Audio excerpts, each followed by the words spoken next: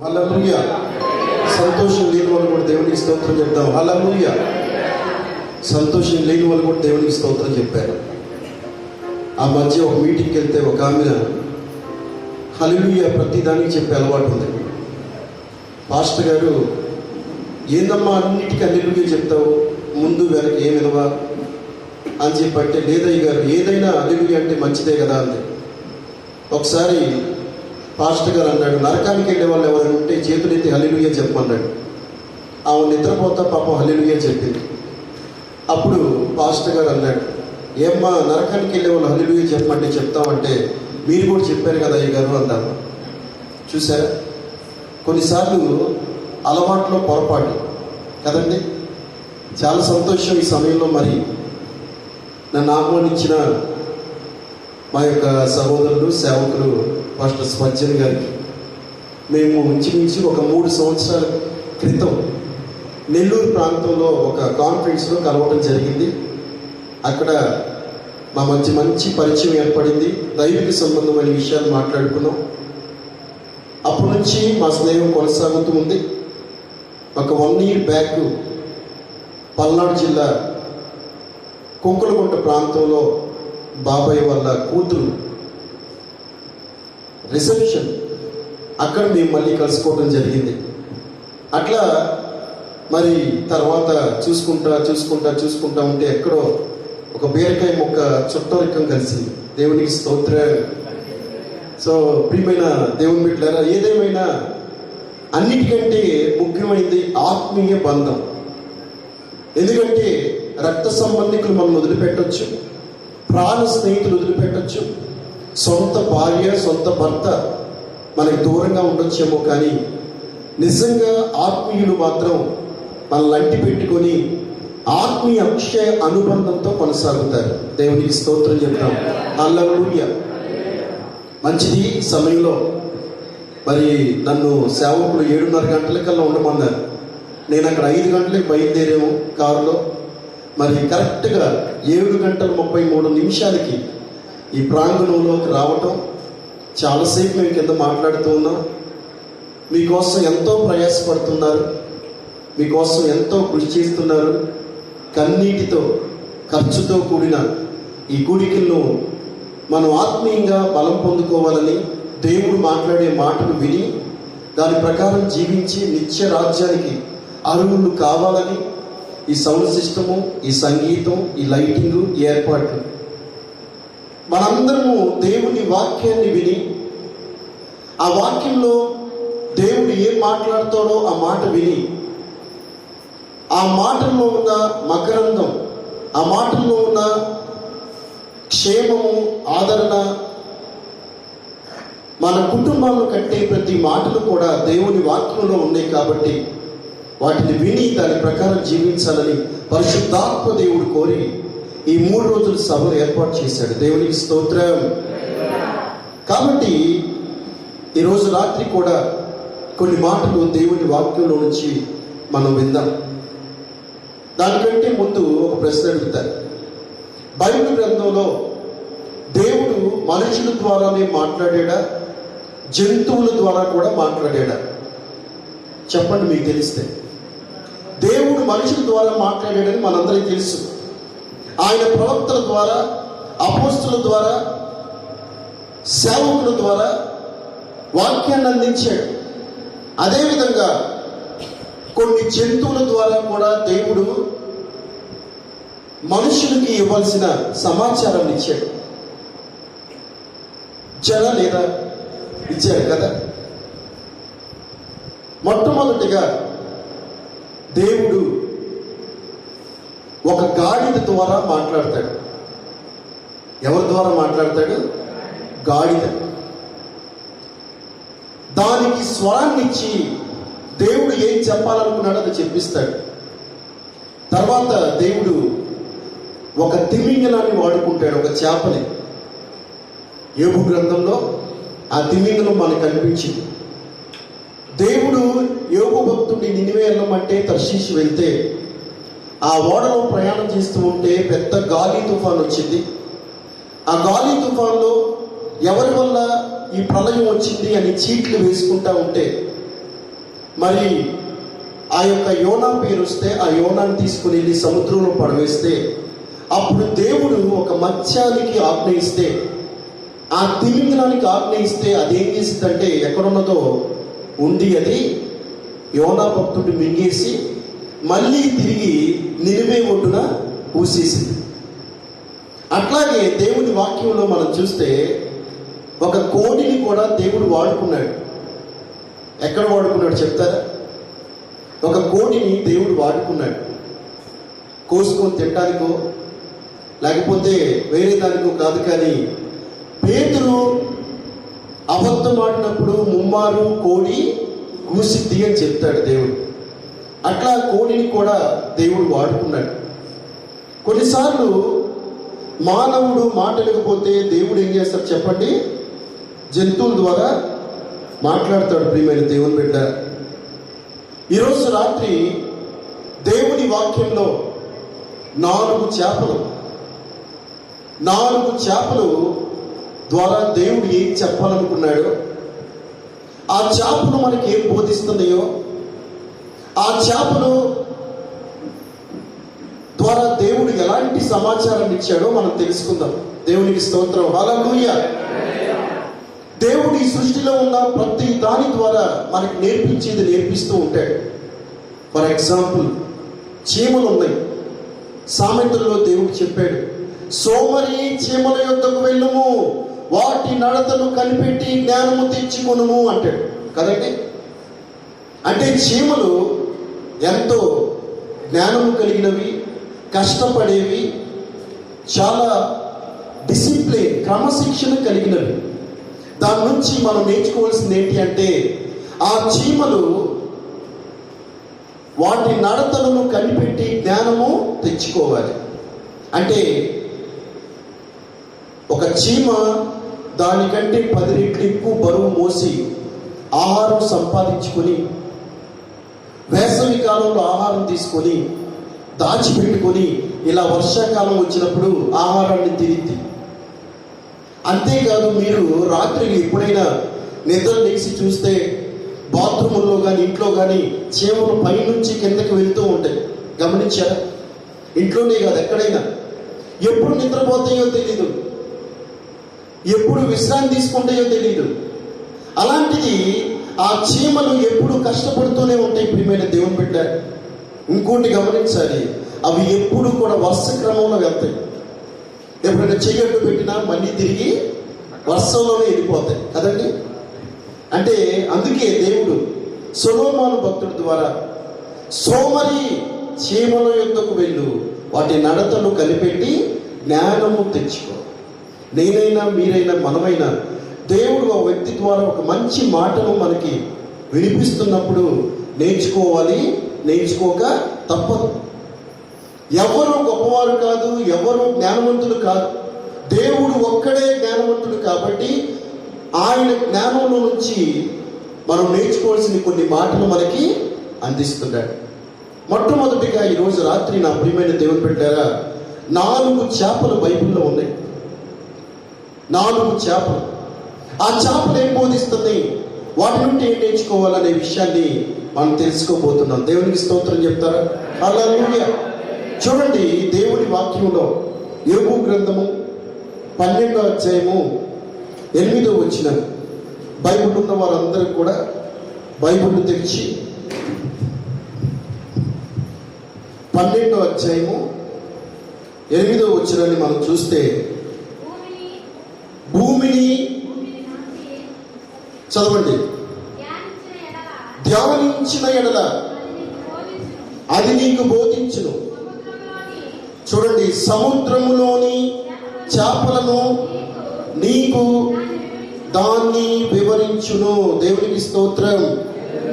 సముద్రంలోని చేపలు నీకు దానిని వివరించును. దేన్ని?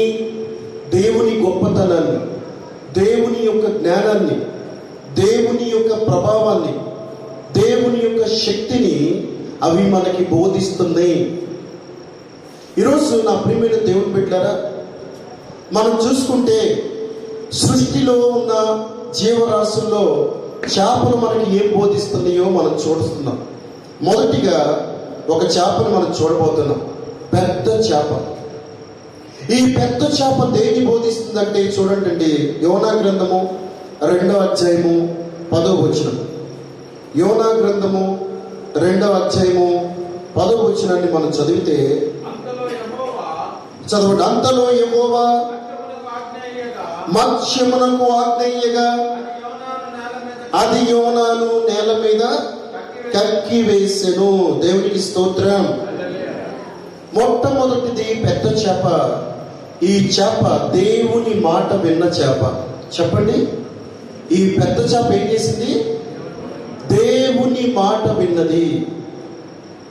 ఎప్పుడైతే ఆయన సేవకుడు యోనాని, బాబు నువ్వు నినివే అనే ఊరికెళ్ళు, ఆ ఊరిలో ప్రజలందరూ పాపం చేస్తున్నారు, తాగుబోతులు అయిపోయారు, వ్యభిచారం చేస్తున్నారు, చుట్టకు బీడీకి సిగరెట్లకు అలవాటు అయిపోయారు, దొంగతనానికి అలవాటు పడ్డారు, చేయరాని దుష్కార్యములు చేస్తున్నారు. కాబట్టి నువ్వు వెళ్ళి మారు మనసు పొందండి, పాప క్షమాపణ నిమిత్తము దేవుణ్ణి కోరుకోండి అని చెప్పు అని అంటే, యోనా భక్తుడు వాళ్ళు సావాలి, వాళ్ళు ఎంతో పాపం చేశారు, వారికి నేను 2 మాటలు దేవుడి గురించి చెప్తే మారిపోతారేమో, వారు మారిపోతే దేవుని ఉగ్రత రాకుండా ఉండిద్ది, వారు మారితే దేవుని శాపం వారి మీదకి రాకుండా ఉండిద్ది కదా అని తప్పించుకొని తర్షీషు అనే ఊరికి బయలుదేరతాడు. ఆ బయలుదేరే క్రమంలో వాడిలో ప్రయాణం చేస్తూ ఉండగా కొంచెం దూరం వెళ్ళాక పెద్ద హోరు గాలి, తుఫాను, అలలు, ఉరుములు, మెరుపులు, ప్రళయం వచ్చేసి వాడలో వాళ్ళందరూ చనిపోతున్నారు, మునిగిపోవడానికి సిద్ధంగా ఉన్నారు. అప్పుడప్పుడు వాడ కెప్టెన్ అన్నాడు, ఏమండి ఉన్న సామాన్లన్నీ కింద పడేసేయండి, మనం మునిగిపోతున్నాం, బరువు ఎక్కువైపోయింది, మనం సావడానికి సిద్ధంగా ఉన్నాం అని అందరినీ పిలుస్తూ ఉన్నాడు. సామాన్లన్నీ కిందేస్తూ ఉన్నారు. చివరికి అన్నీ కిందేసినా కూడా ఆ ప్రళయం ఆగిపోలే, ఆ వాన ఆగిపోలే, ఆ తుఫాన్ ఆగిపోలే. అప్పుడు అనుకున్నారు, అరే ఇది దేవుడు పంపించాడేమో అనుకొని, సరే ఎవరి పేరైతే చీట్లో వచ్చిందో వారి వల్లే ఈ తుఫాన్ వచ్చింది అని మనం ఒక నిర్ణయానికి వద్దామని చీట్లు వేస్తే యోనా పేరు వచ్చింది. అప్పుడు యోనాని అడిగి, ఏమయ్యా ఎంత పని చేసావు?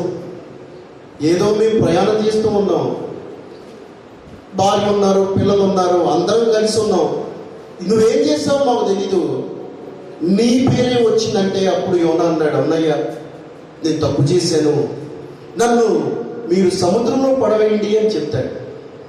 అప్పుడు యోనాను అందరు పట్టుకొని కింద సముద్రంలో పడవేస్తే, దేవుడు ప్రేమ కలిగిన వాడు కాబట్టి తప్పు చేసినా ఇక్కడ దైవజనుడు మాట వినలేదు, దేవుని పెట్టే మాట వినలేకపోతే ఒక చేపకి దేవుడు ఆజ్ఞ ఇవ్వగానే ఆ చేప వెంటనే దేవుని ఆజ్ఞకు లోబడి ఎక్కడుందో పరిగెత్తుకొని సముద్రంలోనే వచ్చేసి ఆ యోనా భక్తుడిని మింగేసిందండి. ఇక్కడ మనుష్యుడు మాట విల్ల, దైవజనుడు మాట విల్ల, దేవుని సేవకుడికి దేవుడు ఒక ఆజ్ఞ ఇచ్చాడు, నినివే అనే పట్టణానికి వెళ్ళు, ప్రజలు మారాలి, మారు మనసు పొంది పశ్చాత్తాపడితే వారి మీదకి నేను ఉగ్రత రానివ్వను, వారిని నేనేం చెయ్యను అని చెప్పు అంటే దేవుని మాటకి లోపడకుండా తర్షీషుకు వెళ్తూ ఉంటే ఇక్కడ మాటింది ఎవరు? ఒక చేప మాటిందండి. ఎప్పుడు చనిపోయిందో తెలియదు చేపకి. దానికి ఏమండి విడివే ఉందా? ఎవరన్నా గాలం వేసో వలేస్తే ఆ చేప పడిపోయింది, కోసుకొని తింటారు. ఈ రోజు రేపు చనిపోయి ఆ చేప దేవుని మాట వింది. విని ఏం చేసింది? వెంటనే యోనా ఎక్కడున్నాడో తెలుసుకొని దాన్ని మింగి ప్రయాణం చేసి ఎన్ని రోజులు పట్టిందో తెలియదు, వెళ్ళి ఎక్కడో దేవుడు వెళ్ళమన్న ఆ నినివే పట్టణం ఒడ్డున ఊసేసిందండి. ఆకలేసి ఉండొచ్చేమో, నీళ్లు తాగాలనిపించిందేమో. ఆ చేప నీళ్లు తాగల, ఆహారం తిల్ల. ఎన్ని రోజులు దానికి సమయం పట్టిందో, దేవుడు చెప్పిన మాటని మనసులో పెట్టుకుని, అయ్యో ఈయన మామూలు వ్యక్తి కాదు, దైవజనుడు కాబట్టి నేనేం చేయకూడదు అని ఏం చేసిందంటే, ప్రియమైన దేవుని బిడ్డలారా, కడుపునే పెట్టుకుని ప్రయాణం చేసి ఊసేసింది. ఆకలేసింది, దాహం వేసింది, అయినా దేవుని మాట నేను వినాలి. దేవుడు నన్ను మింగొద్దు అన్నాడు, ఆ దేవుడు కేవలం మింగమన్నాడు కానీ తినమనలేదు. పొరపాటున ఒకవేళ దాని కడుపులో గ్యాస్ట్రిక్ జ్యూసెస్ ఉంటాయి. మనం ఏదైనా ఆహారం తిన్నప్పుడు అరగటానికి కడుపులో నుంచి మనకి ఏమైందంటే ఒక జ్యూసెస్ ఏమంటారంటే, దాన్ని కడుపులో నుండి కొన్ని రసాలు ఉత్పత్తి అవుతాయి. అవి ఏం చేస్తాయంటే ఆహారం జీర్ణం అవడానికి సహాయపడతాయి. పొరపాటున దాని కడుపులో నుండి ఆ జీర్ణరసాలు ఉత్పత్తి అయితే ఆయన కాలిపోతాడు. మానవుని కడుపులో కూడా మరి గ్యాస్ట్రిక్ జ్యూసెస్ ఉంటాయి. అది ఎప్పుడైనా కొన్నిసార్లు గొంతులోకి వస్తే గొంతంతా మంట వచ్చేసింది. తేపులు వచ్చినప్పుడు గొంతు మంట కాలిపోయినంత పని అయిపోతాయి. అలాంటిది మరి ఆ మత్స్యము కడుపులో నుండి ఆ జీర్ణరసాలు వచ్చి ఆ మనిషిని ఒకవేళ తినేస్తే అతను చనిపోతాడు. కానీ దేవుని మాట వింది. ఈరోజు నీవు నేను దేవుని మాట వింటున్నాను. ఆఫ్టర్ రేపు, ఈ రోజు రేపు చనిపోయే చేపే దేవుని మాట వినడానికి నిర్ణయం తీసుకుంది. ఆకలి వేసినా, దాహం వేసినా, చావైనా, ఏదైనా నేను దేవుని మాట వినాలి అని ఒక నిర్ణయం తీసుకుంది. ప్రియమైన దేవుని బిడ్డ, అందుకే ఈరోజు ఆ మత్స్యము గురించి మనం చదువుకుంటున్నామండి, ఆ చేప గురించి మనం చదువుకుంటున్నాం. ఈ రాత్రి దేవుని మాట వింటే ఎంత దీవెన, ఎంత ఆశీర్వాదం అండి. తాగొద్దు, చెడిపోతారు, చనిపోతారు అంటే తాగే వాళ్ళు ఉన్నారు సమాజంలో. సినిమాలు చూడొద్దు, అబద్ధాలు ఆడొద్దు, దొంగతనాలు చెయ్యొద్దు, వ్యభిచారం చెయ్యొద్దు, ఇదిగో నరహత్య చెయ్యొద్దు, ఇదిగో ఇతరులది ఏం ఆశించొద్దు, లంచం తీసుకోవద్దు, వడ్డీ చెయ్యొద్దు అంటే దేవుడు వద్దన్నదే చేస్తున్నారు. ఈరోజు దేవుని మాట వినకపోవటం వల్లే కుటుంబాల్లో శాంతి, సమాధానం, ఆనందం, ఆరోగ్యం, సమృద్ధి లేదు. దేవుని మాట వినకపోవటం వల్లే మానవుని జీవితంలో సంతోషం లేదు. దేవుడు చెప్పిన మాట వినకుండా తమ ఇష్టానుసారంగా జీవిస్తూ ఉన్నారు కాబట్టి మానవుడికి క్షేమం లేకుండా అయిపోయింది. ఈరోజు మధ్యాహ్నం ఒక భూస్థాపన కార్యక్రమం చేయడానికి వెళ్ళా. మా చర్చిలో ఒక కుర్రోడు, 26 సంవత్సరాల అబ్బాయి తాగి తాగి తాగి లోపల కాలేయం చెడిపోయింది, లోపల ప్యాంక్రియాస్ పాడైపోయింది. రాత్రి 9 గంటలకు హాస్పిటల్ తీసుకెళ్ళారు. 11 గంటల వరకు హాస్పిటల్లోనే ఉన్నాడు. అందరూ చూశారు, ఆ పరీక్షలు ఈ పరీక్షలు చేశారు. చివరికి లోపల కడుపు అంతా డ్యామేజ్ అయిపోయింది, ఇన్ఫెక్షన్ అయిపోయింది. ఎంత డబ్బైనా పెడతాము, మా అబ్బాయిని రక్షించండి సార్ అని చెప్పి అందరూ గక్కులు పెట్టారు. మీరు ఎంత డబ్బు ఇచ్చినా అబ్బాయి సమయం అయిపోయింది, చేతులారా చేసుకున్నాడు, మేమేం చేయలేమండి అని చెప్పి కొద్దిసేపటికే చనిపోయాడు. ఈరోజు భూస్థాపన కార్యక్రమం మధ్యాహ్నం. చిన్న వయసు 26 సంవత్సరాలు, ఎంత భవిష్యత్తు ఉంది? ఉద్యోగము, పెళ్లి, కుటుంబం, భార్య, పిల్లలు, ఎంత భవిష్యత్తు ఉన్నవాడు చేతులారా నాశనం చేసుకున్నాడు జీవితాన్ని. ఈరోజు ఎంతో మంది భర్తలు, ఎంతో మంది కుర్రోళ్ళు గంజాయి కలవడ పడుతున్నారు, సినిమాలు కలవడ పడుతున్నారు, బూతు బొమ్మలు కలవడ పడుతున్నారు. ఎంతో మంది తాగి తాగి తమ శరీరాన్నే కాదు తమ జీవితాన్నే పాడు చేసుకుంటున్నారు. ఎందుకు అంటే దేవుడు చెప్పిన మాట వినటం లేదు. దేవుడు చెయ్యొద్దు అన్నాడు, చూడొద్దు అన్నాడు, వెళ్ళొద్దు అన్నాడు.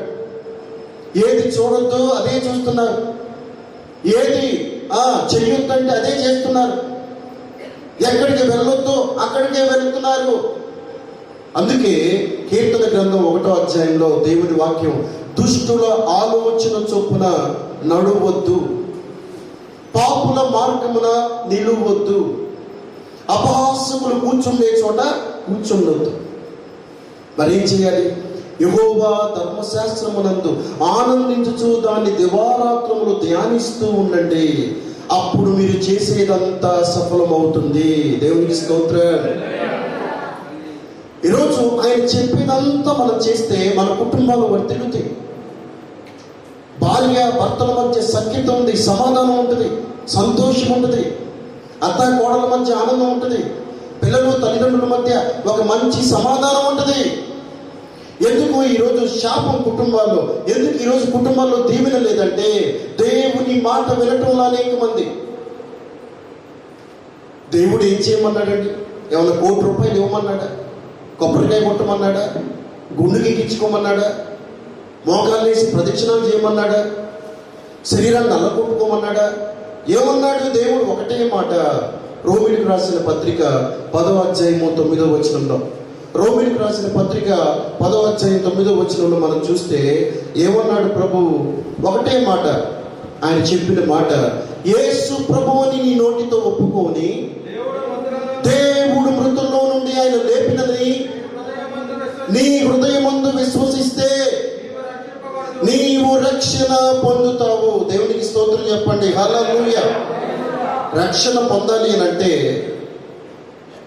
పుణ్యకార్యాలు, ధర్మకార్యాలు, 100 మందికి భోజనాలు పెట్టి, అన్నదాన కార్యక్రమాలు పెట్టి ఏం అవసరం లేదు. దేవుడు యేసు ప్రభువు అని నీ నోటితో ఒప్పుకో మొదటిగా.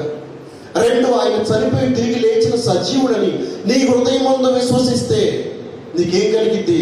రక్షణ కలిగింది. దేవునికి స్తోత్రం. నేను 2010వ సంవత్సరం వరకు లోకంలో జీవించాను. మా నాన్న సేవకుడే, హెడ్ మాస్టర్గా చేస్తా దేవుని సేవలో ఉన్నాడు. నేను 2010 ముందు వరకు సినిమాలు చూశాను, అబద్ధాలు ఆడాను, చెడ్డ సినిమాలు చూశాను, గొడవలకు వెళ్ళాను, రౌడీ బ్యాచ్ వేసుకొని గొడవలకు వెళ్ళి తలకాయలు బాగా కుట్టేవాడు. ఈ లోకాశలు, నేత్రాశలు, శరీరాశలు అన్నీ ఉండి పాడైపోయాను. ఎప్పుడైతే దేవుని మాట నా హృదయంలోకి వెళ్ళిందో, ఎప్పుడైతే దేవుని మాట నా చెవుల్లో నుంచి హృదయంలోకి వెళ్ళిందో, వెంటనే పరిశుద్ధాత్మ దేవుడు నన్ను తాకాడు. దేవునికి స్తోత్రం. నా జీవితం మారిపోయింది. ఇలాంటి జీవితం నేను జీవించింది ఇది కాదు కదా జీవితం అనిపించింది. దేవుని కొరకు జీవించాలని నిర్ణయం తీసుకున్నా. దేవుడే ఇప్పటి వరకు నడిపించాడు. దేవునికి స్తోత్రం. హల్లెలూయా. ఆయన మాట వింటే మన జీవితాలు దీవించబడతాయండి. ఆయన మాట వింటే మన జీవితాలు బాగుపడతాయండి. ఆయన మాట వింటే మన జీవితాలు ఆశీర్వదించబడతాయి. ఆయన నమ్ముకొని ఆయన మాట విని చెడిపోయిన వాడు ఎవడు ఈ ప్రపంచంలో లేడు. ఆయన మాట విని బాగుపడ్డవాడే, ఆయన మాట విని చెప్పండి దీవించబడ్డవాడే తప్ప ఆయన మాట, యేసయ్య మాట విని చెడిపోయిన వాడు ఎవడు ఈ ప్రపంచంలో లేడు. ఆయన మాటల్లో అంత శక్తి ఉంది, ఆయన మాటల్లో అంత గొప్ప మహత్యం ఉంది. ప్రియమైన దేవుని బిడ్డలారా, అందుకే మొదటిగా పెద్ద చేప దేవుని మాట వింది. ఈరోజు నీవు నేను దేవుని మాట వింటున్నాము. దేవుని మాట విని దానికి లోబడుతున్నామా? దేవుడు చెయ్యొద్దన్నది చేయకుండా ఉంటున్నామా? దేవుడు చెయ్యమన్నది చేస్తున్నామా? ఈరోజు పాపం అంటే ఏంటి అని అంటే ఆజ్ఞ అతిక్రమమే పాపము. అంటే దేవుడిచ్చిన ఆజ్ఞను అతిక్రమిస్తే అది పాపము. ఏంటి? దేవుడు రక్షణ పొందమన్నాడు, రక్షణ పొందట్లా, అది పాపం. ప్రార్థన చేయకపోవటం పాపం అన్నాడు, ప్రార్థన చేయాలి. మందిరానికి రావాలి, దేవుడు ఏమన్నాడు? విశ్రాంతి దినాన్ని పరిశుద్ధంగా ఆచరించండి. నేను ఆకాశ వాకిలు విప్పి పట్టజాల దీవులు కురిపిస్తాను అన్నాడు. ఈరోజు ఆదివారం మందిరానికి రా, ఆదివారం పనులని చెప్పి బయటికి వెళ్ళిపోతారు. 6 దినాలు పని చేసుకోమన్నాడు. సోమవారం, మంగళవారం, బుధవారం, గురువారం, శుక్రవారం, శనివారం పని చేసుకోవాలి. విశ్రాంతి దినం పరిశుద్ధంగా ఆచరించాలి. విశ్రాంతి దినం పరిశుద్ధంగా ఆచరిస్తే అప్పుడు మనం దేవుని ఆజ్ఞను పాటించిన వారం అవుతాం. ఆజ్ఞను అతిక్రమిస్తే పాపము, పాపం వల్ల వచ్చే జీతం మరణము. అందుకని మనం ఏం చేయాలి చెప్పండి? దేవుని మాట వినాలి. చూడండి, యెషయా గ్రంథంలో దేవుడు బాధపడుతూ ఒక మాట చెప్తున్నాడు. యెషయా గ్రంథం 1వ అధ్యాయంలో దేవుడు బాధపడుతూ ఏం మాట్లాడుతున్నాడో చెప్పండి ఒకసారి. యెషయా గ్రంథము 1వ అధ్యాయము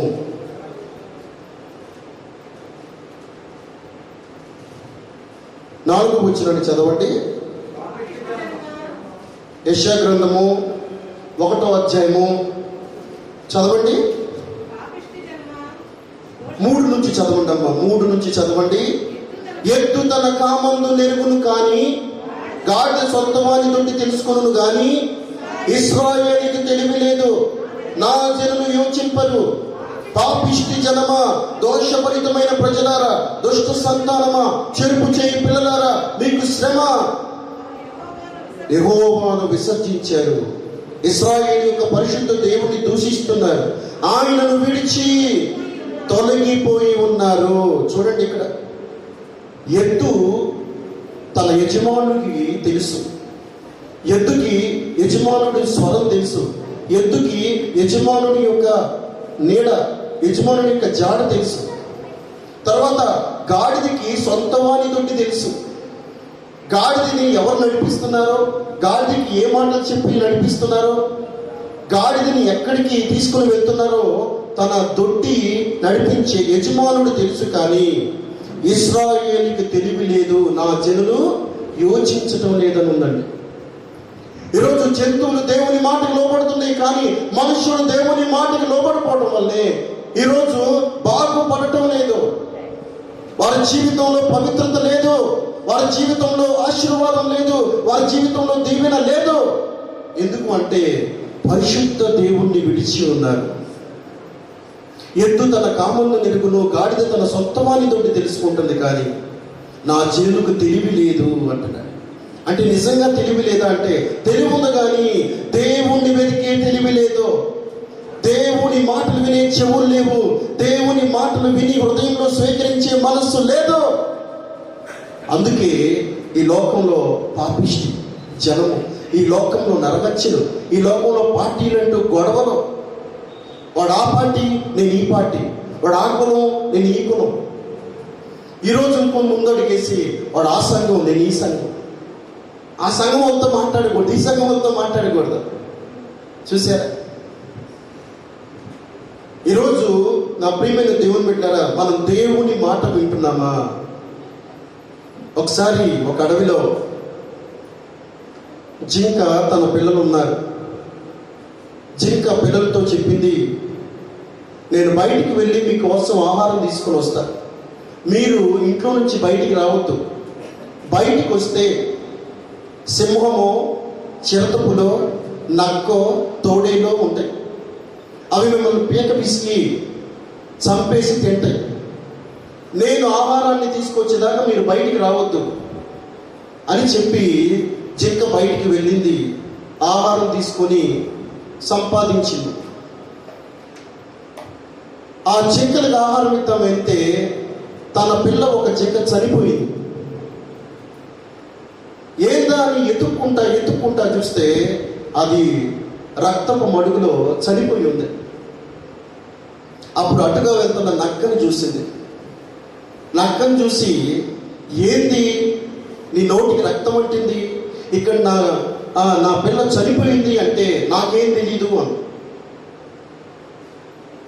నాకేం తెలియదు అంటే నోటికి రక్తం అందింది, నా పిల్ల చనిపోయింది, నువ్వే దాన్ని చంపావు, నేను చంపలేదు అంది. సరే నీ పిల్లకి చెవులు ఉన్నాయా లేవో చెప్పంది. నక్క ఒక్క క్షణం ఆలోచించి చెవులు లేవు అంది.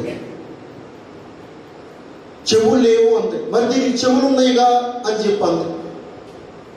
నిజంగా చెవులుంటే నా మాటలు వినేది, నిజంగా చెవులుంటే నేను వెళ్ళొద్దు బయటికి అని చెప్పాను. ఆ మాట పెడచెవిని పెట్టకుండా విని తన ప్రాణం రక్షించుకునేది. నిజంగా దానికి చెవులు లేవు అని చెప్పింది. ఈరోజు సాతాను బంధకాల్లోకి వెళ్ళిపోతుంటే దేవుడు వద్దు, ఈ పని చేయొద్దు, సాతాను గర్జించు సింహం వల్లే తిరుగుతున్నాడు, మిమ్మల్ని పట్టేస్తాడు, మీ జీవితాలు నాశనం చేస్తాడు, మీరు అపవిత్రత జోలికి పోవద్దు, పరుల జోలికి పోవద్దు, పిచ్చి పనులు చేయొద్దు, పాపిష్టి పనులు చేయొద్దు అంటే ఆ పని చేసి ఏమైపోతున్నాం అంటే సాతానుకు చిక్కి జీవితాన్ని నాశనం చేసుకుంటున్నాం. ప్రియమైన దేవుని బిడ్డలారా, అందుకే మొదటిగా ఎవరి మాట వినాలి? దేవుని మాట వినాలి. ఆయన వాక్యంలో ఆయన చెప్పిన మాట వినాలి. ఆయన మాటలు మనకి ఎంతో మధురమైనవి. ఆయన మాటలు మన జీవితాన్ని బాగు చేస్తాయి. ఆయన మాటలు మనల్ని పరివర్తనలోకి నడిపిస్తాయి. ఆయన మాటలు చెప్పండి మన చెడు అలవాటు నుంచి, మన ఈ లోక సంబంధమైన ఆలోచన నుంచి మనల్ని విడిపిస్తాయి. దేవునికి స్తోత్రం. పాల వంటిది జుంటె తేనె వంటిది నా జీవకు మధురమైనది.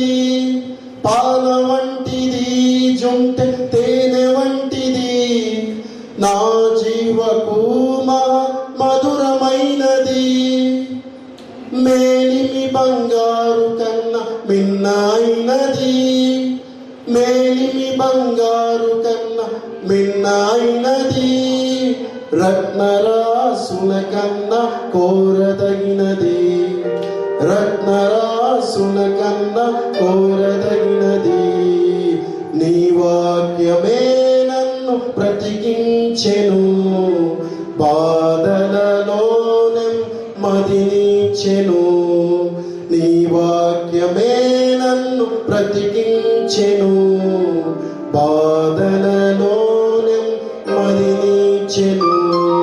కృపాశక్తి దయ సత్య సంపూర్ణుడా వాక్యమై ఉన్న యేసు వందనమయ్యా. కృపాశక్తి దయ సత్య సంపూర్ణుడా వాక్యమై ఉన్న యేసు వందనమయ్యా. నీ వాక్యమే నన్ను బ్రతికించెను. బాధలలోనే మదినించెను. హల్లెలూయా. ఆయన వాక్యము చెప్పండి పాల కంటే జుంటి తేనె కంటే మధురమైనది. ఆయన మాటల్లో మకరందాన్ని మనం అనుభవించినప్పుడు మన జీవితాల్లో ఏమైందంటే కార్యము జరిగిందండి. అందుకే మొదటిగా మనం ఏం చేయాలి? ఇక్కడ పెద్ద చేప దేవుని మాట వింది. ఈరోజు నీవు నేను దేవుని మాట వినాలి. వింటే దీవెన, వింటే ఆశీర్వాదం, వింటే మన కుటుంబాలు కట్టబడతాయి, వింటే మన జీవితాలు బాగుపడతాయి, వింటే మనం వర్ధిల్లుతాం, వింటే మన బ్రతుకులు మారిపోతాయి. రెండో చేప చూడండి దేవుని వాక్యంలో. ప్రియమైన దేవుని బిడ్డలారా, మత్తయి సువార్త 17వ అధ్యాయము 27వ వచనం. రెండో చేప గురించి మాట్లాడుతున్న మొదటి చేప దేవుని మాట వినిన చేప. రెండోది చిన్న చేప ఏం చేసిందో ఒకసారి చూడండి. మత్తయి సువార్త 17వ అధ్యాయము 27వ వచనాన్ని చదువుకుందాం. ఆయనను మనము వారికి అభ్యంతరము కలుగు చేయకున్నట్లు నీవు సముద్రమునకు పోయి గాలము వేసి మొదట పైకి వచ్చు చేపలు పట్టుకొని దాని నోరు తెరిచి ఎడల ఒక షెకెలు దొరుకును, దాన్ని తీసుకుని నా కొరకు వారికి ఇమ్మని అతనితో చెప్పెను. దేవునికి స్తోత్రం చెప్పండి. హల్లెలూయా. యేసు ప్రభు వారు ఎక్కడికి వెళ్ళినా శిష్యులతో కలిసి ప్రయాణం చేస్తూ ఉండేవారు. ఆకాశ పక్షులు గూళ్ళు ఉన్నాయి, నక్కలకి బొరియలు ఉన్నాయి, కానీ మనుష్య కుమారుడు తలవాల్చుకోవడానికి స్థలం లేదు అని చెప్పాడు. ఆయన 33.5 సంవత్సరాలు ఈ లోకంలో జీవించినప్పుడు 3.5 సంవత్సరాలు మాత్రమే పరిచయం చేశాడు. 30 సంవత్సరాలు వడ్రంగి పనిచేసి తల్లిదండ్రులను పోషించాడు. ఆయన పరిచయం చేస్తూ ఉన్న సమయంలో ఆయన ఒక ప్రాంతానికి వస్తే అక్కడ పన్ను వసూలు చేసేవాడు, ట్యాక్స్ కలెక్టర్ అంటారు. అతను వచ్చి ఆయన శిష్యుల్లో పేతురుతో అంటాడు, ఏమయ్యా అన్ని చోట్లకు వెళ్తారు, మీరు వెంబడిస్తున్న మీ యొక్క గురువు మీ యజమానుడు ఇంటి పన్ను కట్టాలి, కట్టడా అని చెప్పంటే, అయ్యా కడతాడయ్యా అడుగు మరి అని చెప్పంటే ఈయన వెళ్ళి యేసు ప్రభువుని అడుగుతాడు. యేసు ప్రభు అంటాడు, నువ్వు వెళ్ళు, ఎదురుగా ఒక సముద్రం ఉంది, గాలం వేయి, ఒక చేప వచ్చింది, ఆ చేప నోట్లో ఒక షెకెలు ఉంటుంది, అంటే ఒక నాణ్యం.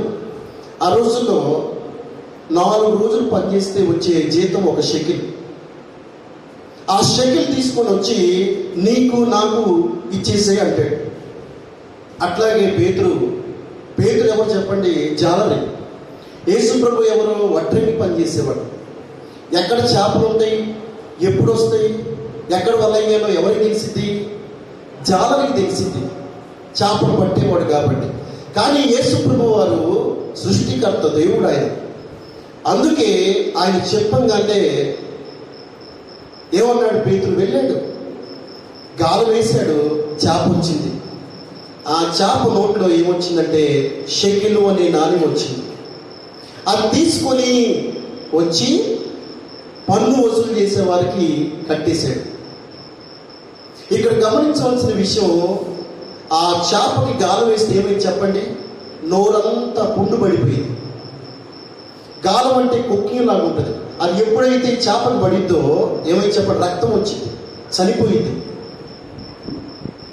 ఆ చేప నోట్లో షెకిల్ ఎక్కడి నుంచి వచ్చిందో, ఆ చేపకి ఎట్లా తెలిసిందో, అరే నా దేవుడు పంపించాడు ఆయన శిష్యుణ్ణి, ఎక్కడున్నా నేను గాలానికి పడిపోవాలి, నేను చనిపోయినా పర్వాలా, రక్తం వచ్చినా పర్వాలా, ఆ శరీరం గాయమైపోయినా పర్వాలా, నా దేవుని కోసం నేను పని చేయాలి, నా దేవుని పని నేను చెయ్యాలి, దానికి నా ప్రాణం అడ్డొచ్చినా పర్వాలేదని ఆ చేప ఏం చేసిందండి? గాలానికి చిక్కుకొని ఆ నాణ్యాన్ని ఇచ్చిందండి. ఆ నాణ్యం తీసుకొని పన్ను వసూలు చేసే వారికి చేశారు. ఇక్కడ రెండో చేప ఏం నేర్పిస్తుందంటే దేవుని కోసం పనిచేసింది. దేవునికి స్తోత్రం చెప్పండి, హల్లెలూయా. దేవుని కోసం పనిచేసిందండి. ఈరోజు నీవు నేను దేవుని మాట వింటమే కాదు, కానీ దేవుని పని కూడా చేయవలసిన బాధ్యత మన మీద ఉంది.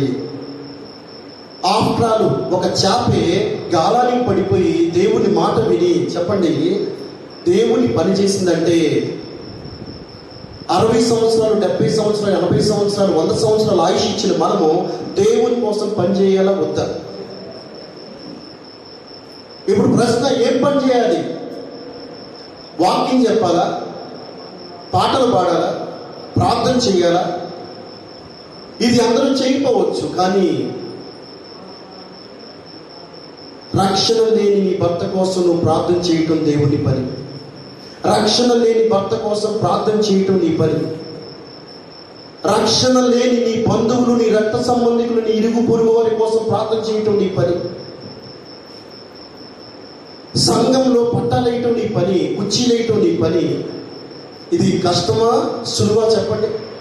ఒక పాట పాడాలంటే కష్టం కావచ్చు, సంగీతం వాయించాలంటే కష్టం కావచ్చు, వాకింగ్ చెప్పాలంటే దానికి పిలుపు ఉండాలి, భారం ఉండాలి, అభిషేకం ఉండాలి, అది కష్టం కావచ్చు. ఇప్పుడు చెప్పిన ఈ చిన్న పనులు చేయడం కష్టమా సులువా?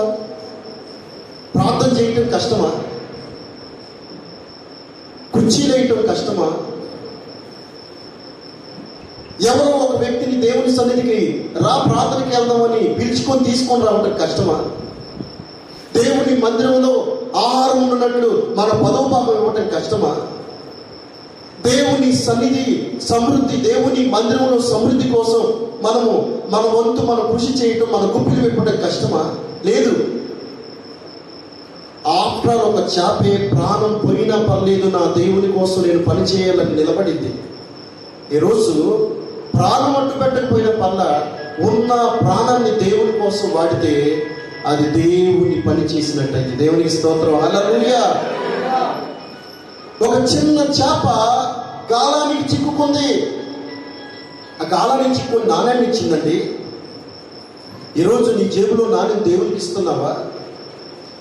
నీకు వచ్చే సంపాదనలో దేవుని సంఘంలోకి సహకరిస్తున్నావా? దేవుని పరిచర్యలో నేను ఏదో ఒక పని చేయాలి, దేవుని సాధనంగా ఉండాలి అని నీ వంతును సహకారం ఇస్తున్నావా అనేది నీకు నీవే సరి చేసుకోవాలి, ప్రశ్న వేసుకోవాలి. అమెరికా దేశంలో డిఎల్ మూడీ అనే ఒక గొప్ప సేవకుడు ఉన్నాడు. ఆ సేవకుడు ఎంత గొప్ప సేవకుడు అంటే 1 కోటి మందిని పైగా రక్షించాడు.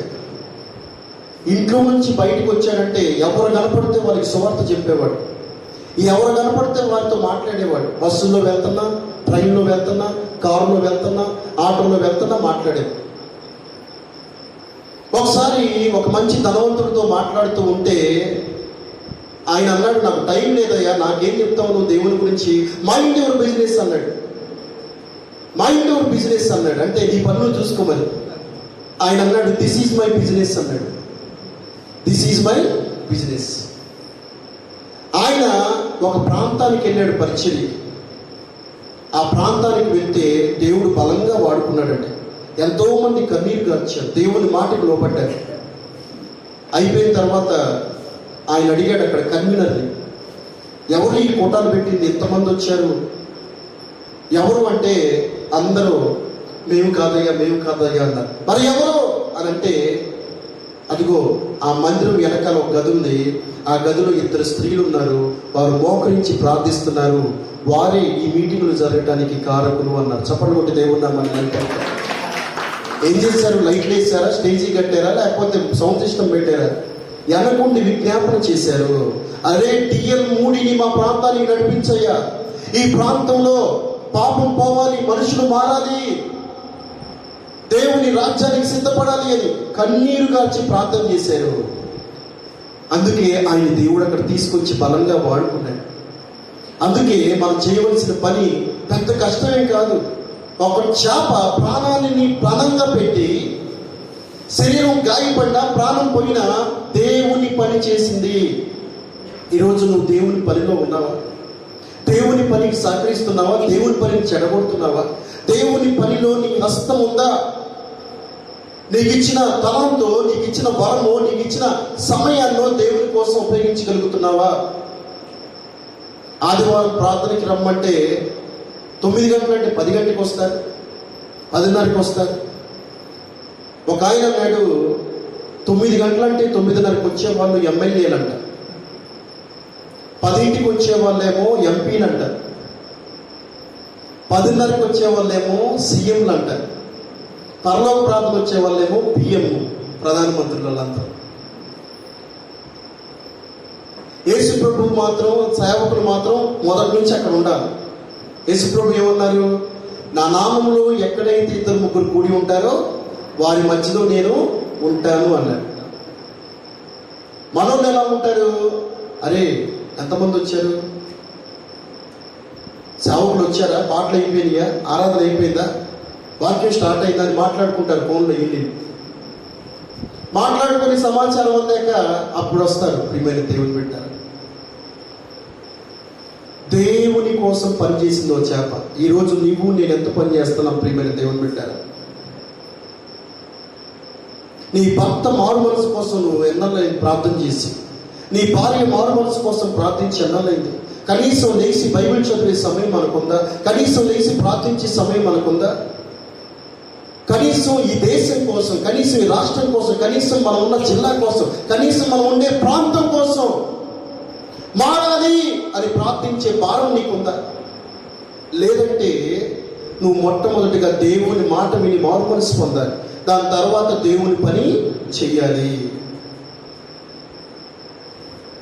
దేవుని పని చేయటం అనేది ఒక భాగ్యము, ఒక ధన్యతగా భావించి దేవుని పనిని మనందరం జరిగించాల్సిన అవసరం ఉందండి. ఆయన పనిలో మనందరినీ దేవుడు కోరుకుంటున్నాడు. అందరూ వాక్యం చెప్పాల్సిన అవసరం, ఆయన సాక్షులుగా ఉండాలి అన్నాడు. భూదిగంతముల వరకు మీరు నాకు సాక్షులై ఉంటారు. ఆయన సాక్ష్యము, ఆయన నా జీవితాన్ని మార్చాడు, నా బ్రతుకును మార్చాడు, నా పరిస్థితులు మార్చాడు అని ఎప్పుడైతే ఆయన సాక్షిగా మారుతావో నువ్వు దేవుడు పని చేస్తానంటే దేవునికి స్తోత్రం. యేసయ్య నీతో జీవించగానే నా బ్రతుకుగా మారేనులే. యేసయ్య నీతో జీవించగానే నా బ్రతుకుగా మారేనులే. నాట్యమాడేను రక్షణానంద భాగ్యమే.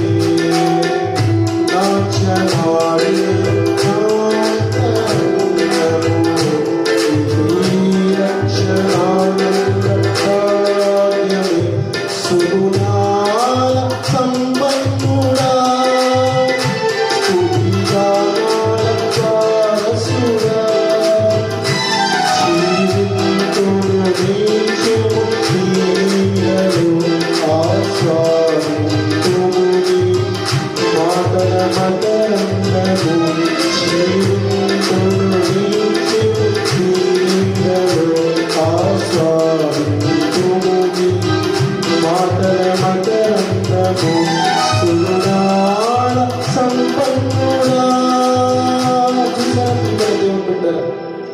ఆయన నమ్ముకోగానే మన బ్రతుకు ఏమైపోవాలంటే ఒక బ్రతుకు మారాలి.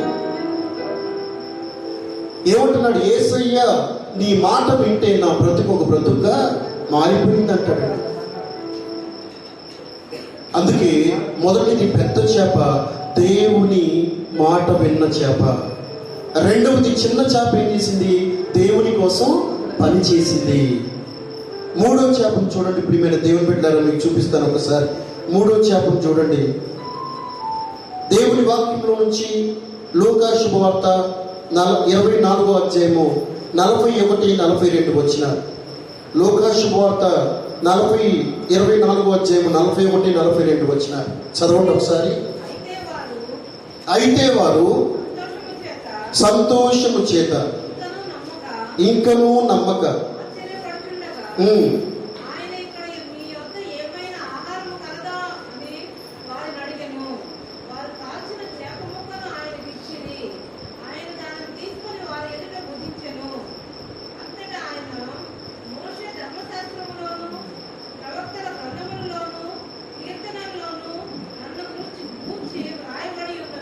ఆమేన్. దేవునికి స్తోత్రం. హల్లెలూయా. మూడవది కాల్చిన చేప. మొదటిదేమో పెద్ద చేప ఏం చేసింది చెప్పండి? దేవుని మాట విన్నది. రెండవది చిన్న చేప ఏం చేసింది? దేవుని పని చేసింది. మూడో చేప కాల్చిన చేప ఏం చేసిందంటే దేవుని కోసం సాక్ష్యం ఇచ్చింది. ఇక్కడ యేసు ప్రభువు చనిపోయి తిరిగి లేచాడు. శిష్యులకు చెప్పాడు, నన్ను యూదా వాళ్ళందరూ చంపేస్తారు, నన్ను సిలువేస్తారు, నేను తిరిగి లెగుస్తాను అని చెప్తే నమ్మల. చనిపోయాడు, ప్రభు తిరిగి లేచాడు. వీరందరూ కూడా బాధలో ఉన్నారు. అయ్యో, యేసు ప్రభు ఇప్పుడు దాకా మొత్తం ఉన్నాడే, అద్భుతాలు చేశాడు, కుంటి వారిని నడిపించాడు, మగవారికి మాట ఇచ్చాడు, చెవిటి వారికి విడికిండిచ్చాడు, చనిపోయిన వారు లేపాడు, 5 రొట్టెలు 2 చేపలను 5,000 మందికి పంచాడు, ఎన్నో అద్భుతాలు స్వస్థతలు మహత్కార్యాలు చేశాడు కదా, లేడే అని బాధపడుతూ ఉంటే యేసు ప్రభు వారు చనిపోయి తిరిగి లేచి వారికి ప్రత్యక్షమయ్యాడు. వారు నమ్మల. అరే, యేసు ప్రభువేనైనా భూతమా దెయ్యమా అని చెప్పి అనుకుంటా ఉంటే అప్పుడు వారిని నమ్మించడం కోసం, ఆయన సాక్ష్యము బలపడటం కోసం, నేనే యేసుని అని చెప్పడం కోసం మీ దగ్గర ఏముంది తినడానికి అని అడిగితే వారి దగ్గర రొట్టెలు చేపలు ఉంటే ఒక కాల్చిన చేప తిని ఆయన ఏం చేశాడండి? సాక్ష్యాన్ని స్థిరపరిచాడు. ఆ సాక్ష్యాన్ని దేవుడు వారికి రుజువు చేయడం కోసం కాల్చిన చేపను వాడుకున్నాడు. దేవునికి స్తోత్రం చెప్పండి. హల్లెలూయా. మూడో చేప, కాల్చిన చేప ఏం చేసిందంటే దేవునికి సాక్ష్యం ఇచ్చింది. ఈరోజు నా ప్రియమైన దేవుని బిడ్డలారా, ఎన్నో రుజువులు చూపించి ప్రభు వారికి చూపించిన నమ్మలేదు, కానీ ఒక కాల్చిన చేప ద్వారా దేవుడు దాన్ని రుజువు చేశాడు. యేసయ్యతో ఉన్నారు, నడిచారు, అద్భుతాలు చూశారు, స్వస్థతలు చూశారు, ఎన్నో అద్భుత కార్యాలు చూశారు. కానా విందులో నీళ్ళని ద్రాక్షరసంగా ప్రభు చేశాడు, చూశారు, చప్పట్లు కొట్టారు, ఆనందించారు. ఆ రుజువులేమో అది గుర్తులేదు, కానీ ఒక కాల్చిన చేప తిన్నాక వారు ఆ తిన్న తర్వాతే ఆయన యందు ఏం చేశారు? విశ్వాసం ఉంచారు. ఈరోజు మూడో చేప సాక్ష్యం ఇచ్చింది. దేవుని కోసం సాక్ష్యం ఇవ్వడానికి చనిపోయి కాల్చబడింది. దేవుని సాక్ష్యాన్ని స్థిరపరచడం కోసం అది కాలిపోయినట్లుగా మనం చూసామండి. ఈరోజు ఎంతో మంది సేవకులను చంపేస్తున్నారు, ఎన్నో మందిరాలను కూల్చేస్తున్నారు, ఎంతో మంది దేవుని నమ్ముకున్న బిడ్డల్ని ఊరు నుంచి వెలేస్తున్నారు, ఎంతో మందిని గ్రామం నుంచి బహిష్కరిస్తున్నారు, అణగదొరుకుతున్నారు. కేవలం ఆయన సాక్షులుగా ఉన్నామని, ఆయన నమ్ముకున్నామని. చాలా మంది భయపడి, చాలా మంది అమ్మో వాళ్ళని ఏం చేస్తారు, వీళ్ళని ఏం చేస్తారని భయపడి రహస్య క్రైస్తవులుగా ఉంటున్నారు.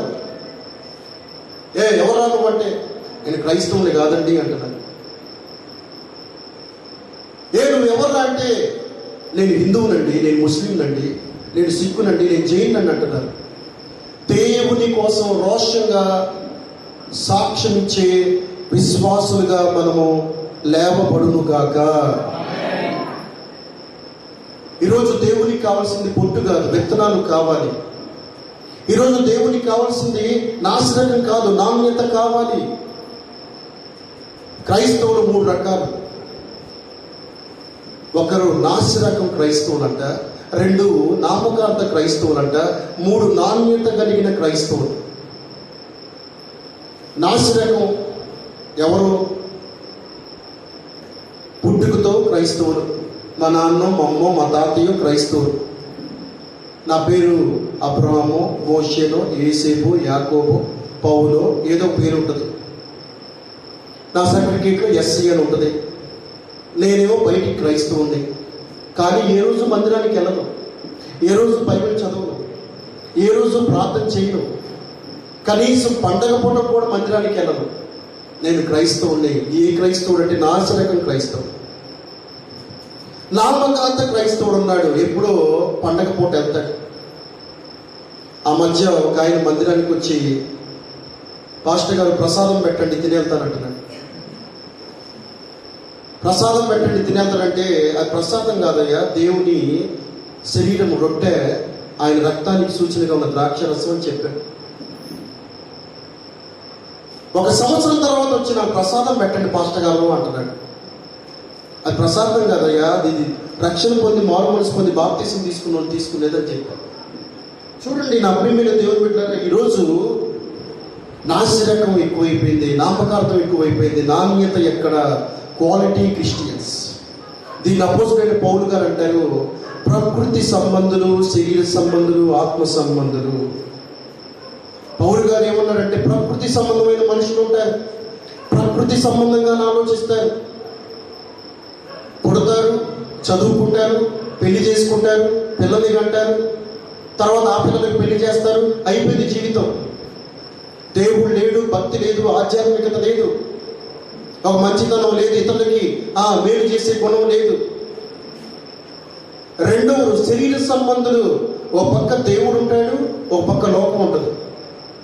మొదటి రకం ప్రకృతి సంబంధాలు, అసలు దేవుడే ఉండడు. నేను కష్టపడ్డానండి, కష్టపడి ఉద్యోగం సంపాదించానండి, ఇది నా రక్తం అండి, మా అమ్మ నాన్న నాకేమి ఇవ్వలేదండి అంటాడు. నామకార్థ క్రైస్తవుడు ఒక పక్కేమో దేవుడు ఉంటాడు, ఒక పక్కేమో లోకం ఉంటుందండి.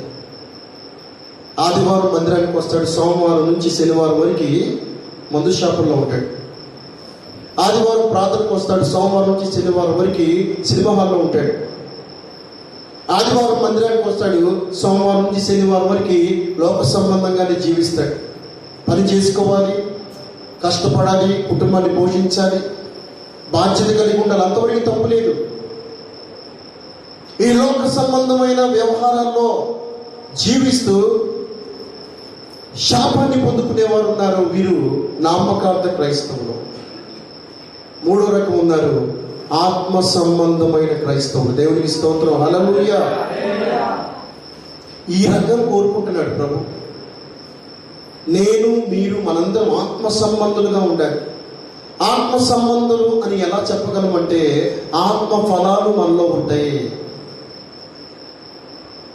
గలతీయులకు రాసిన పత్రిక 5వ అధ్యాయము 22వ వచనంలో, ప్రేమ, సంతోషము, సమాధానము, దీర్ఘశాంతము, దయాళుత్వము, ఆశానిగ్రహము, మంచితనము, ఇవన్నీ ఆత్మ ఫలాలు మనలో ఉంటాయి. ప్రియమైన దేవుని బిడ్డలారా, ఈరోజు ప్రేమ ఉందా? సంతోషం ఉందా? సమాధానం ఉందా? దీర్ఘశాంతం ఉందా? దయాళుత్వం ఉందా? మంచితనం ఉందా? ఆశలు నిగ్రహించుకునే శక్తి ఉందా? ప్రేమ లేదు, స్వార్థం నిండిపోయింది. భార్యాభర్తల మధ్య ప్రేమ లేదండి. ఆ మధ్య ఆయన అంటాడు, పెళ్ళయిన తర్వాత ఎలా ఉందయ్యా కుటుంబ జీవితం అంటే, ఫస్ట్లో అమ్మాయి అయస్కాంతం లాగుంది, తర్వాత సూర్యకాంతం అయిపోయింది అన్నాడు. ఫస్ట్లో అమ్మాయి అయస్కాంతం, తర్వాత సూర్యకాంతం. సూర్యకాంతం తెలిసే ఉంటుంది మీకు, చేతులు ఎత్తండి ఒకసారి, పర్లేదు, మాకు తెలియదులే కానీ మీకు తెలిసి ఎక్కువ. ఎప్పుడు చిరుగురులాడుతూ ఉంటుంది. ఎప్పుడు మొహం మీద చిరునవ్వు ఉండదు, ఎప్పుడు ఆ గొడవలు ఈ గొడవలు. ఆ క్యారెక్టర్ ప్రతి సినిమాలో అదే క్యారెక్టర్ పాపం కరెక్ట్ సూట్ అయిపోయింది. ఈరోజు చాలామంది భర్త ఇంటికి వస్తే, ఓ నాన్న రభస, నాకు చీర ఎప్పుడు కొనిచ్చావు, ఆమె చూడు రోజుకో చీర కడుతుంది, నాకు ఒక్క చీర కొనిచ్చావు, పెళ్ళి ఎన్నాళ్ళు అయింది ఇప్పుడు అని అంటారు. వాళ్ళు ఇల్లు కట్టుకున్నారు చూడు, ఏ రోజన్నా ఇల్లు కట్టుకునే ఆలోచన నీకుందా? ఉండదు. అలా కారు కొనుక్కున్నారు, మనకి ఇది కారు. పులిని చూసి నక్క వాత పెట్టుకున్నట్టు. పులిని చూసిందంట నక్క, అరే దానికి చారులు ఉన్నాయి, భలే ఉంది, నాకు కూడా చారలు కావాలని ఒక మంట పెట్టుకొని మొత్తం కాల్చుకుందంట. దేవుడు దానికి చారలు ఇచ్చాడు పులికి బై బర్త్. దీనికి చారలు ఇవ్వాలా, దీనికి చారలు కావాలనుకుందంటే పులిని చూసి నక్క వాత పెట్టుకుందంట. భర్తలు చాలా మంది కూడా ఆమె అట్లా ఉందిగా, నువ్వేం తింటా ఉన్నావు, ఆమె బాగా చూసుకుంటుందిగా వాళ్ళ భర్తని, నువ్వేం చూసేవాళ్ళు, ఏ రోజన్నా ఇంటికి వస్తే ఒక టీ ఇచ్చావా, కాఫీ ఇచ్చావా, కష్టపడి చెమట వచ్చింది కుటుంబం కోసమేగా, కనీసం వేడి నీళ్ళు పెట్టి స్నానానికి వేడి నీళ్ళు పెట్టావా అని చెప్పి ఎన్ని గొడవలు ప్రియమైన దేవుని పెట్టారు ఈరోజు కుటుంబాల్లో. అత్తలు కోడలు చూస్తున్నారా, కోడలు అత్తలు చూస్తున్నారా? అత్త కోడల మధ్య పచ్చగడ్డేస్తే బగ్గుమంటదండి. ఏదో ప్రపంచంలో యుద్ధాలను ఆగిపోతాయి, కానీ భారతదేశం పాకిస్తాన్ యుద్ధం ఆగింది, కానీ అత్త కోడల మధ్య యుద్ధం ఆగిద్దా లేదా? ఎప్పుడు దీనికి ముగింపు పునిష్టాలు చెప్పండి. ఎందుకో తరతరాలుగా యుద్ధాలు కొనసాగుతూనే ఉన్నాయండి. భర్తకు పెళ్ళయిందో లేదో వేరే గొప్పలు పెట్టేయాలి కోడలు వెంటనే. నిన్ను పెళ్లి చేసుకున్నా, నిన్ను చూస్తాను, మీ అమ్మ నాన్న ఎందుకు చూస్తా, వాళ్ళు కాదుగా పెళ్లి చేసుకుంటే, నిన్ను చూస్తా, మనం పుట్టిన పిల్లల్ని చూస్తా అంటారు. రేపటి రోజున మీ ఇంటికి కూడా కోడలు వచ్చిందిగా, మీ ఇంట్లో కూడా నిన్ను చూడాలిగా ఒక కోడలు వచ్చి, వాళ్ళు కోడలు అవుతారుగా తర్వాత, అత్త ఇదిగామా. అందుకే నా ప్రియమైన దేవుని బిడ్డలారా, ఆత్మ సంబంధమైన క్రైస్తవులుగా ఉండాలి మనం. తరాలు గడుస్తున్నాయి, రోజులు మారుతున్నాయి. మనం ఎలా ఉన్నాం, మన కుటుంబం ఎలా ఉంది, మన మాటలు ఎలా ఉన్నాయి, మన ప్రవర్తన ఎలా ఉంది, మన ఆత్మీయ జీవితం ఎలా ఉంది. ఎందుకు చెప్తున్నానంటే ఎన్ని జరుగుతున్న విషయాలు, ఇవన్నీ కూడా ఎన్నోసార్లు నాకు చెప్పిన విషయాలు, ఎన్నో కుటుంబాల్లో జరుగుతున్న విషయాలండి ప్రియమైన దేవుని బిడ్డ. అందుకే మొట్టమొదటిగా దేవుని మాట వింటే ఆటోమేటిక్గా దేవుని కోసం పనిచేసే మనసు వచ్చింది. దేవుని కోసం పనిచేసే మనసు ఉంటే దేవుని కోసం రోషంగా, పౌరుషంగా, నిశ్చింతగా, నిర్భయంగా జీవించే సాక్షి జీవితం కూడా మనకు ఉంటుంది. దేవునికి స్తోత్రం, హల్లెలూయా. ఈ మూడో చేప, కాల్చిన చేప ఏమైందంటే కాలిపోయి దేవుని కోసం సాక్షిగా నిలబడిందండి. ఈరోజు మన సాక్ష్యం ఏంటి? భర్త చేసే ప్రార్థన ద్వారా భార్య మారుతుందా? భార్య చేసే ప్రార్థన ద్వారా భర్త మారుతున్నాడా? కుటుంబ ప్రార్థనలు జరుగుతున్నాయా? తల్లి తండ్రి కలిసి పిల్లలతో ప్రార్థనలోకి నడిపిస్తున్నారా? ఈరోజు ఈ జనరేషన్లో పిల్లలు పాడైపోతున్నారు. సెల్ ఫోన్ లేనిదే వారు అన్నం ముద్ద దిగట్లేదు. సెల్ ఫోన్ ఇచ్చి పాటలు పెట్టలేదంటే, గేమ్స్ పెట్టలేదంటే వారు ముద్ద దిగటం లేదండి. మీరు ఎలా తిన్నారు అన్నం? ఫోన్లు ఉన్నాయా? ఇక్కడ ఉన్న మీకు లేవు, నాకు లేదు. మరి మనం తిన్నాం కదా, వాళ్ళు తినలేరా? ఏ ఫోన్ అడిగితే ఒక దెబ్బ కొట్టైనా సరే అన్నం తినిపించలేరా తల్లులు? ఫోన్ ఇవ్వాల్సిందేనా ఖచ్చితంగా? ఈరోజు ఫోన్ ఇస్తున్న ఆహారం కోసం వారు రేపు ఫోన్ లేకుండా ఆహారం తినరు. ఒక వయసు వచ్చాక వారి బాధ్యత తెలిసాక ఫోన్ వాడటం తప్పులేదు, మంచిగా చేయలేదో తెలిసింది ప్రియమైన దేవుని పెట్టారు. అందుకే మూడవది కాల్చిన చేప ఏం చేసింది చెప్పండి? దేవునికి సాక్ష్యం ఇచ్చింది. ఈరోజు నీవు నేను దేవునికి సాక్ష్యం ఇవ్వాలి. చెప్పండి, మొదటిది పెద్ద చేప దేవుని మాట వింది. మనందరం దేవుని మాట వినాలి. రెండవది ఏంటి అంటే చిన్న చేప దేవుని పని చేసింది. మూడవది ఏంటి అని అంటే చెప్పండి, కాల్చిన చేప దేవునికి సాక్ష్యం ఇచ్చింది. చివరిగా నాలుగో చేపను చెప్పి నేను ముగిస్తాను. చూడండి దేవుని వాక్యంలో మత్తయి సువార్త 14వ అధ్యాయము 19-20 వచనాలు చదవండి త్వరగా.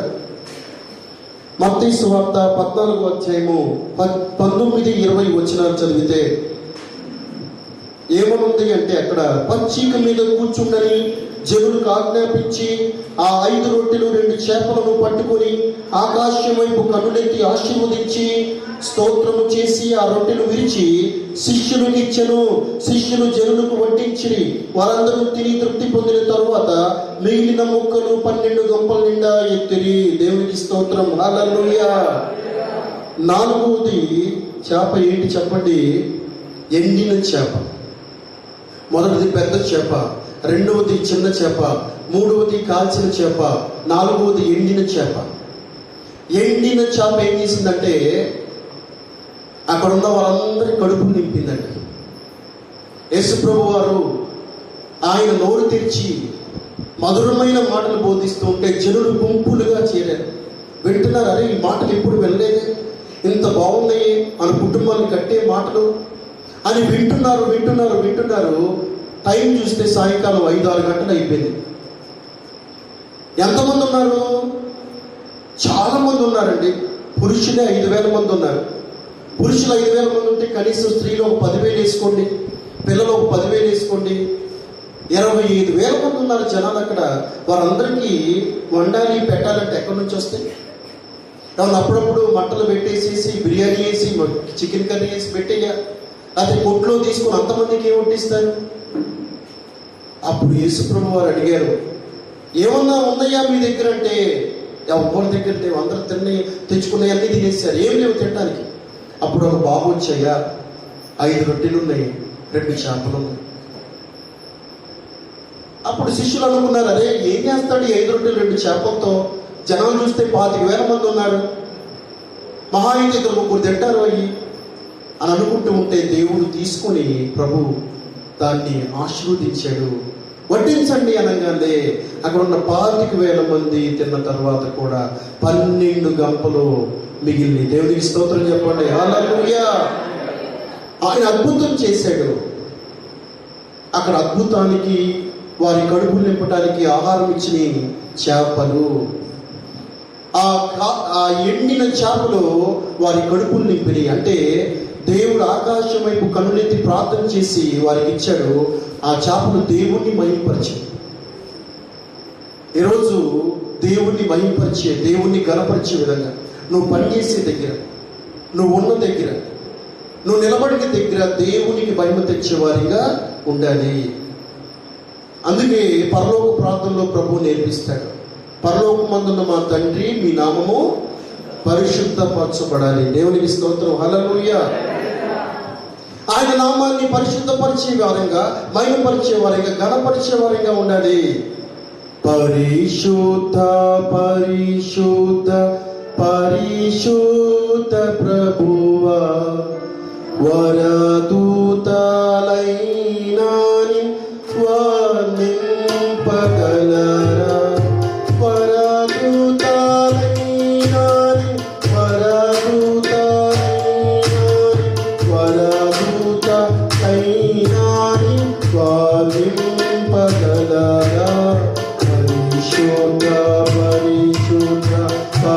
పరిశుద్ధ ప్రభువా, వరదూతలైనా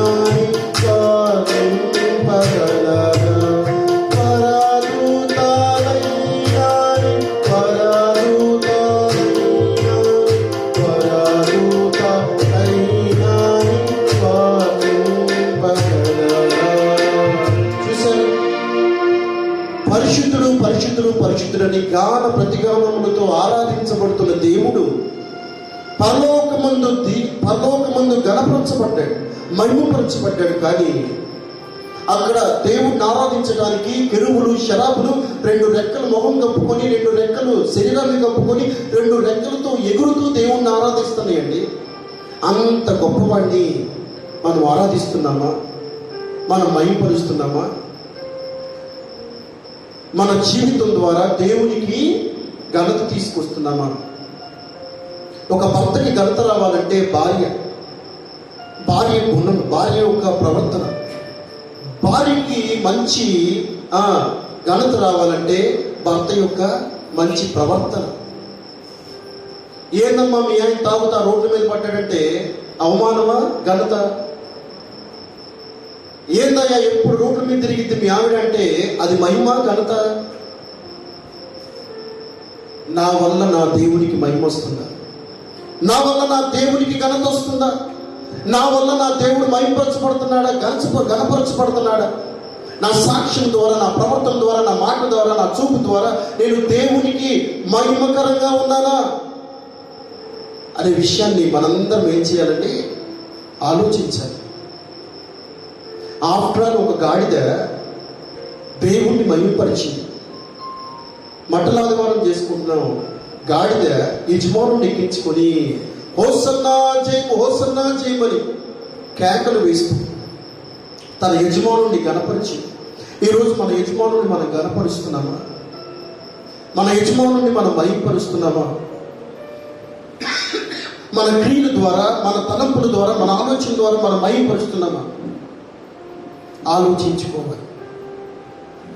మొదటి చేప ఏం చేసింది చెప్పండి? పెద్ద చేప దేవుని మాట వింది. రెండో చేప చిన్న చేప చెప్పండి, మీరు చెప్పండి.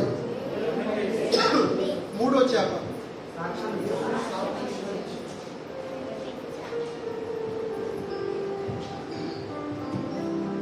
నాలుగో చేప దేవుణ్ణి మహిమపరిచింది. మొదటి చేప పెద్ద చేప దేవుని మాట వింది. రెండో చేప చిన్న చేప దేవుని పని చేసింది. మూడో చేప ఏ చేప చెప్పండి? కాల్చిన చేప ఏం చేసింది? సాక్ష్యం ఇచ్చింది. నాలుగో చేప ఎండిన చేప దేవుణ్ణి మహిమపరిచింది. ఈరోజు నేను దేవుని మాట వింటున్నానా? దేవుని పని చేస్తున్నానా? దేవుని కోసం సాక్ష్యం ఇస్తున్నానా? దేవుణ్ణి మహిమపరుస్తున్నానా? అందరూ లేచిన వాడు పరీక్షించుకుంటూ ప్రార్థన చేసుకున్నాను. ఈ రాత్రి నా జీవితం ఎలా ఉందని ప్రభువుని అడిగావు కదా. మాట్లాడయ్యా, నీ మాట నాకు వినిపించయ్యా అని అన్నావు కదా. ఈ రాత్రి ప్రభువు నాతో మాట్లాడాడు, నా జీవితాన్ని మార్చాడు. ఆఫ్టర్ ఆల్ చేపలే దేవుని పని చేసి